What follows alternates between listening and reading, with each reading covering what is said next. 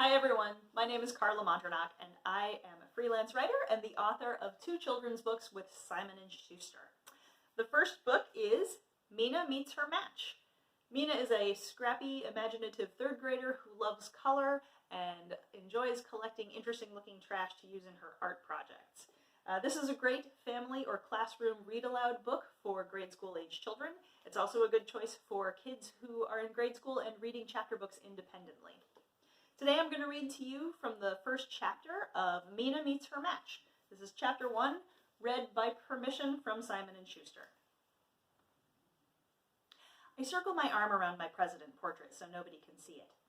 In the picture, I'm wearing a fancy suit that's red, white, and blue. I'm holding a great big cake with squiggly frosting. Here's what it says at the bottom. If I were president, I'd hire a whole team of chefs to bake cakes for me to decorate. They'd make all different flavors of frosting, except for cream cheese, and they'd never try to sneak bananas into the batter to cut back on added sugar, because these people are professionals. I peek at the other pictures in our pod. Last time Mrs. D rearranged the room, she put our desks in groups of 4, facing one another. My cousin Eli sits on my left. He's been into nature since we were little, so I'm not surprised to see that if he were president, he'd go around planting trees. Our friend Pedro sits on my right. It turns out if he were president, he'd hang a basketball hoop on the Washington Monument so all the tourists could play. I forgot the president is supposed to do things for other people. I glance at Sophia's picture on the desk across from mine. When Mrs. D picked our new spots, she didn't know we don't sit together anymore. Not if we can help it. Even though Sophia's picture looks upside down from here, I can still see stars shining through a night sky on her paper. She's drawn a bunch of people stretched out on blankets in the grass with roses all around them. Here's what hers says at the bottom. If I were president, I would invite all the fighting countries to the White House for a sleepover. We'd camp out in the Rose Garden, only instead of sleeping, we'd stay up all night talking. In the morning, everyone would be friends, and there would be peace on earth. Okay, I can't actually read upside down. I just happened to see it when Sophia went to sharpen her pencil, and I turned her paper around. Mrs. D, I ask, waving my hand in the air, what's the prize if you win? It's not a contest, MEENA. But let's just say your portrait turns out to be the best one in the class, I say. What do you get? You don't get anything. I just want you to do your best work. Mrs. D looks around the classroom. Does everybody understand that? When Sophia nods, her poofy flower headband bobs up and down. It's red today and makes her look like a birthday present. I tap my pencil against the paper. I don't care that it isn't a contest. I want my portrait to be the best one in the class. Mrs. D is hanging these up in the hallway for President's Day in a couple of weeks, and everybody will see them. Maybe I'd better squeeze peace on earth in there somewhere. I add a couple more lines at the bottom. Also, I'd have the chefs bake enough cupcakes to share with the whole world. I'd add rainbow sprinkles to every single one, because there can never be peace on earth until we stop fighting over who gets the sprinkles. There. My president portrait is almost perfect now. I just need to color in President MEENA's face and hair. I wish I were made up of better colors. In real life, when I used to draw pictures of Sophia, I could use the brown crayon for her skin, but I have to use that peachy blah one for mine. I got to color practically anything I wanted for Sophia's eyes, too, because they're this greenish, brownish gold. Every time she wears a different headband, her eyes change, like those rings we got at the carnival that turned to different colors when we breathed on them. I sigh and start coloring the eyes in my portrait. I make a few dots of light blue, a few dots of tan, and then cover it all up with gray, the worst color in the world. Finally, I start on my hair. They don't even make a crayon, boring enough for that. My real hair color is this don't bother looking at me color that people call dirty blonde, even when I use an extra pump of shampoo. Maybe I'll cheat a little and use that crayon that reminds me of caramels. But before I can even pick a color, Mrs. D says, okay, time's up, please turn in your portraits. Wait, I'm not finished. Mrs. D starts moving around the room, picking up pictures. I can't leave my hair white. Across the pod, President Sophia's hair is gleaming black. She must have rubbed the crayon really hard to get it so dark. And just look at those roses she drew, pink and yellow and red. That does it. Forget boring no-color hair. If I were president, I'd get rainbow highlights. I pick up my red crayon and draw a few streaks. I do the same with orange and yellow. While Mrs. D picks up the papers from the rest of the class, I make a couple of quick slashes of green. When she comes over to her pod, I add blue. She's standing right by my desk now. Eli and Pedro and Sophia hand her their pictures. I just have one more color to go. I grab the purple crayon. But all of a sudden, my paper looks blurry. Why didn't you just do what she said? Eli says. I blink a few times, trying to focus. Meena. I try to turn to Eli, but everything seems slow and weird, like I'm underwater. I have to blink again before I can see him clearly. His eyes are big for some reason. What? I say. My mouth tastes like I've been chewing on tinfoil, and I have to wipe the bottom of my lip off because it feels wet. She asked for your paper 3 times, he says. Why did you keep coloring? Wait, what? I whip my head around. Mrs. D was standing right by my desk. She was right here.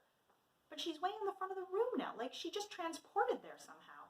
She's standing right by our behavior chart, moving someone's clip. Hang on, that's my clip. What did I do, I say. She turns back around. You didn't follow directions, Meena. But I'm finished. I grab for my drawing, but it's different now.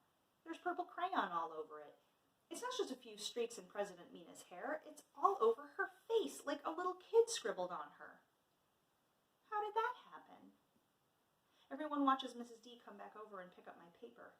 I feel the front of my neck get hot. Even Sophia has a worried crinkle between her eyebrows, as if she cared, as if she's even talked to me in weeks.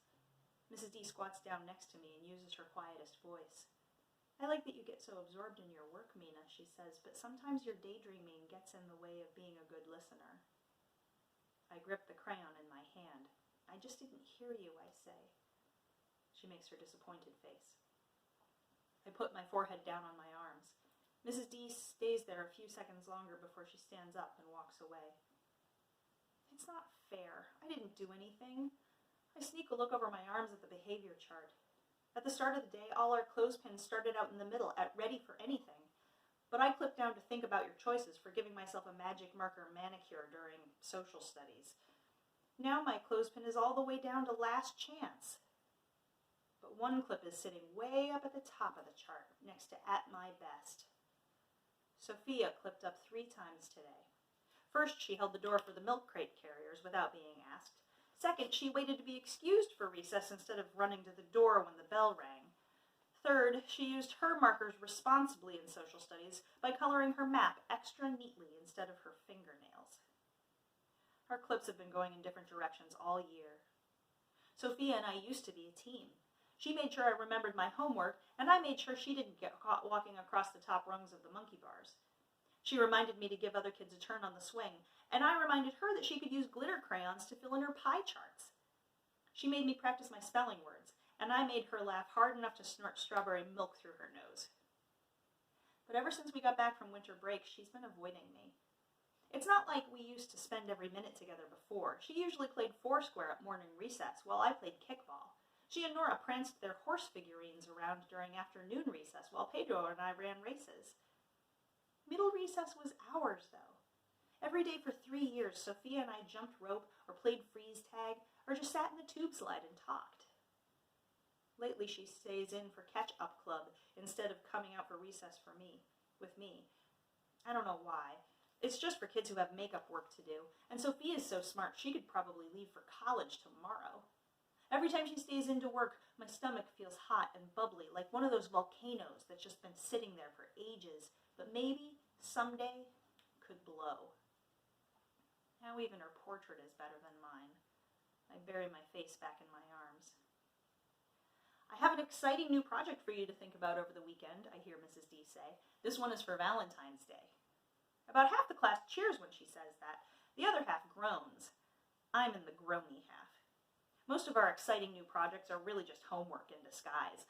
We probably have to write a poem about LOVE or do fractions with candy hearts. But Mrs. D's very next words make my head spring back up. You're all going to decorate your own Valentine box. Decorating is my best subject! Sophia whips her head around and looks at me with bright eyes, and just for a second my stomach does a swoop. I almost smile at her. Then my brain catches up. We don't do projects together anymore. I scowl. The light in Sophia's eyes fizzles out. She turns back around at her desk. I want you to use your imagination, Mrs. D says. Be as creative as you want. Come up with something to wow me. The sky's the limit. My hand shoots in the air. What's the prize if you win, I say? Mrs. D does an extra long blink. It's not a contest, Meena. Yeah, but if yours just happens to be the best, what do you get? You get a box full of Valentines, like everyone else, and the satisfaction of a job well done. Mrs. D checks the clock.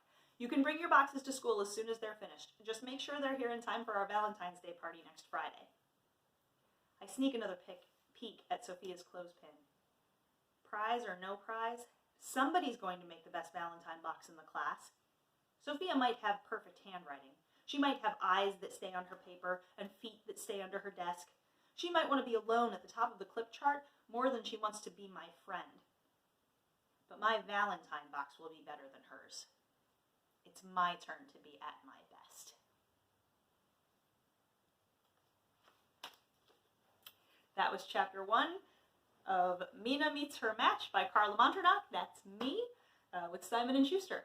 If you like book 1, I hope you will think about checking out book 2. This is Never Fear, Meena's Here. Both books are out right now. MEENA Meets Her Match is available in hardcover and paperback as well as ebook.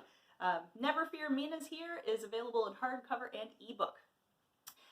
If you'd like to learn more about me or my books, please visit my website at www.karlamanternach.com. You can find contact information there. I would love to hear from you. You can also find fan art, interviews, and purchase links if you're interested in buying copies of the book. Thanks again so much for joining me, everyone. Be well.